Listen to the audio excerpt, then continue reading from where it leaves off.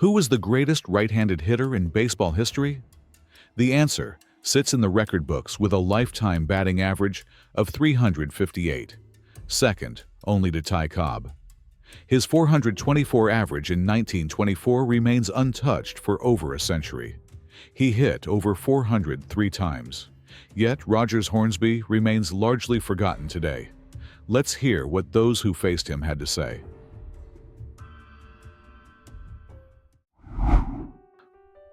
Umpires see everything from the most neutral position on the field. Bill Clem, perhaps the greatest umpire in baseball history, once faced a young pitcher complaining about a called ball. The rookie insisted he'd thrown a strike to Rogers Hornsby. Clem's response became legendary. "Son, when you pitch a strike, Mr. Hornsby will let you know." On the very next pitch, Hornsby launched a home run. Clem turned to the pitcher and added, "See, Mr. Hornsby will tell you when it's close enough to be a strike." This wasn't just about having a good eye. This was absolute respect from baseball's authority figures. Umpires trusted Hornsby's judgment more than their own. Hall of Fame catcher Al Lopez, who caught dozens of Hornsby's at-bats in the early 1930s, explained it in an interview at age 93. When Hornsby took a pitch, the umpires assumed it was a ball. When they did call strikes on him, he never squawked. All he wanted to do was hit the ball hard. Think about that. The men calling balls and strikes deferred to the man in the batter's box. Pitchers had the most direct experience facing Hornsby. Carl Mays, a veteran submarine pitcher for the Cincinnati Reds, had faced everyone. In 1925, he told Baseball Magazine, "I have faced Ty Cobb at bat plenty of times, and I have faced George Sisler, Tris Speaker, and Eddie Collins. I was on the same ball club for years with Babe Ruth.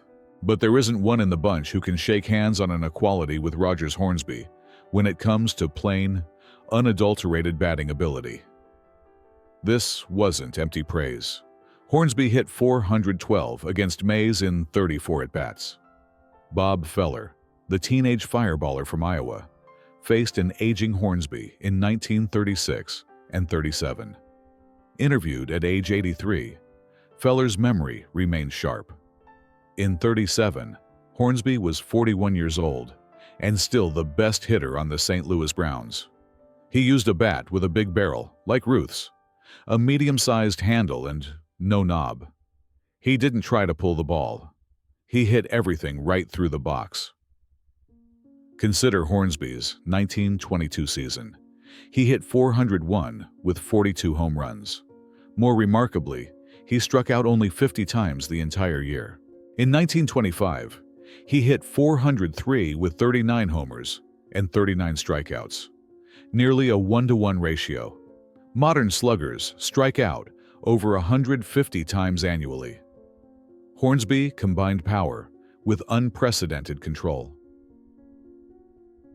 Perspective from inside the clubhouse reveals a different side. Frankie Frisch, a Hall of Famer who both played with and against Hornsby, captured his talent perfectly. "He's the only guy I know who could hit 350 in the dark." But teammate Ferdy Shupp revealed the isolation that came with greatness. In 1925, he said, "Nobody knows him. He never talks to anybody. He just goes out and plays second base, and when the game is over, he comes into the clubhouse, takes off his uniform, takes a shower, and gets dressed without saying a word." Hornsby roomed alone on road trips. His interests were limited to baseball and horse racing. In 1918, he publicly called his manager a boob and his teammates stool pigeons. When he failed to slide on a play at home plate and was tagged out, he told his teammates, "I'm too good a ball player to be sliding for a tail-end team." To protect his batting eyes, he refused to drink, smoke, read books, or attend movies. This obsession made him the greatest right-handed hitter in history. It also made him one of the loneliest. Greatness always comes with a cost. For Rogers Hornsby, that cost was isolation in pursuit of perfection. Managers had to evaluate the complete package, talent and character. John McGraw, the legendary Giants manager who had seen Ruth, Cobb, and Speaker, made a bold declaration about Hornsby: a better hitter than Babe Ruth. McGraw wasn't finished. He added that Hornsby was the best pivotman I have ever seen on a double play. Not just a hitter, a complete player. Casey Stengel offered perhaps the most telling compliment through sarcasm. When his Boston Braves players complained about the brutal winds blowing in from the Charles River at Braves Field, Stengel replied, "Yeah, I know, it's terrible. Hornsby played here one year and hit only 387 against the wind." That was Hornsby's 1928 season with the Braves, his so-called down year. Yet despite leading the Cardinals to their first World Series championship in 1926 as player-manager, Hornsby was fired just 2 months later. Cardinals owner Sam Breton said listening to Hornsby was like having contents of a rock crusher emptied over his head. Excellence, it seemed, wasn't enough to overcome personality. On September 30th, 1915, a 19-year-old Rogers Hornsby made his debut against 42-year-old Honus Wagner, arguably the greatest shortstop ever. That rookie season, Hornsby hit just 246. Manager Miller Huggins told him bluntly, "I think, son, that you should be farmed out." That winter, Hornsby worked on a farm, building himself from 135 pounds to 165. More importantly, Wagner gave him advice: stand deep in the batter's box. Pitchers would think outside pitches could beat him. Instead, Hornsby learned to step into them, driving the ball to right center. The transformation was immediate. His first at-bat in 1916, Hornsby tripled off the center field fence. He finished the season hitting 313. He wouldn't drop below 300 for the next 15 straight years. Al Lopez later explained, "For him, no pitch was inside, no pitch was outside. He could hit any strike." The greatest shortstop in baseball history had created the greatest right-handed hitter. One adjustment changed everything. In spring 1938, a 42-year-old Rogers Hornsby, retired and struggling for work, accepted the only job offered: batting coach for the Minneapolis Millers, a Double-A team. On that roster was a 19-year-old prospect named Ted Williams. Williams later reflected, "When I was a young fellow, back in 1938, I had the great privilege of being acquainted with the greatest right-handed hitter of all times, Rogers Hornsby." In an Esquire interview, Williams revealed something deeper. Rogers Hornsby was some kind of guy. Everybody thinks he was so tough to get along with. He treated me like a son, couldn't have been nicer, and he gave me the greatest single piece of advice on hitting that I ever got: wait for a good pitch to hit. Williams admitted, "I liked Hornsby because he talked to me, a kid of 19, and boy, I picked his brains for everything I could." That season, Williams hit 366 with 43 home runs. The next year, he was with the Boston Red Sox. But it was Hornsby's philosophy that stuck. Williams said, "Something Rogers Hornsby had told me in Florida the year before was fast becoming a cardinal rule for me: get a good ball to hit." This sounds simple, but it was revolutionary. Before Hornsby, hitters were told, "Swing at strikes." Hornsby taught, "Swing at strikes you can drive. Not every strike is worth hitting. Some are in zones where you cannot do damage. This requires discipline, taking hittable strikes in wrong locations, waiting for your pitch."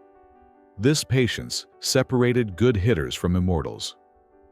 Williams took this principle and developed it into the science of hitting. Both men were difficult personalities. Both chose perfection over popularity.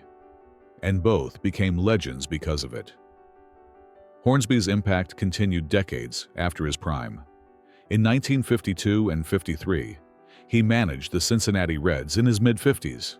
Catcher Andy Seminick, interviewed at age 81, recalled those seasons vividly. "He had a great swing even then, such good control of the bat. He had all sorts of notions. He didn't like us to stay at hotels with air conditioning. He said air conditioning freezes up the body. Semenuk continued describing Hornsby's peculiar rules. No swimming. Wrong muscles for baseball. No golf. Conserve your energy. No reading or movies. They hurt your batting eye. Most of us, we didn't do what he said. We just didn't believe him. But we were all in awe of his stroke. Hornsby would watch batting practice, become disgusted with what he saw, then step into the box himself. In his mid-50s, he would rip line drive after line drive. Do as I do, not as I say. Even Pete Rose, chasing history in 1978, showed respect. When Rose tied Hornsby's 33-game hitting streak, a reporter asked for his thoughts. Rose's response was pure understatement. Old Rogers was quite a hitter, wasn't he? Let the statistics contextualize everything we've heard. From 1921 through 1925, Hornsby averaged 402 over 5 consecutive years. This remains the highest 5-year stretch in Major League Baseball history. His 1924 season produced a 424 batting average, the modern era record. No one has matched it in over 100 years. In 1922, Hornsby won his first Triple Crown: 401 batting average, 42 home runs, 152 runs batted in. He collected 250 hits, a Cardinals franchise record still standing. His 450 total bases were second only to Babe Ruth's 457. And remember, he struck out just 50 times. Career totals: 358 lifetime average, second all-time and highest among right-handed hitters, 2,930 hits, 301 home runs, 7 batting titles, 2 Triple Crowns, 2 MVP awards. For perspective, Ted Williams finished at 344, Babe Ruth at 342, Lou Gehrig at 340. Hornsby sits above them all at 358. These aren't myths or legends inflated by time. These are documented facts. The numbers validate everything the witnesses said. This was dominance, pure and undeniable. Why isn't Hornsby remembered like Ruth, Cobb, or Williams? The answer lies in his demons. He was a compulsive gambler, sued by a bookmaker for $70,075 in debt. In 1937, he was fired for placing horse racing bets during a game. His personality drove teams to trade him, despite his excellence. In 1926, he won the World Series as player-manager of the Cardinals. 2 months later, they traded him away. Then, there was his choice during that same World Series. His mother was dying. Hornsby chose to play rather than visit her bedside. He asked the family to hold the funeral until after the series ended. Writer Fred Lieb observed, "Some thought it was heartless, but it was just like Rogers Hornsby." Hornsby himself said, "I don't like to sound egotistical, but every time I stepped up to the plate with a bat in my hands, I couldn't help but feel sorry for the pitcher." He also admitted, "Baseball is my life, the only thing I know and can talk about. My only interest." Supreme confidence backed by performance. Teammates despised him. Opponents feared him. Maybe that's the price of being that good. Rogers Hornsby died on January 5, 1963, at age 66. He was elected to the Hall of Fame in 1942. Today, he remains largely forgotten outside baseball historians. But those who saw him never forgot. From Wagner to Williams, generations recognized his greatness. Umpires deferred to his judgment. Pitchers feared him. Teammates couldn't stand him. Yet no one denied he could hit. His 358 lifetime average stands as a monument.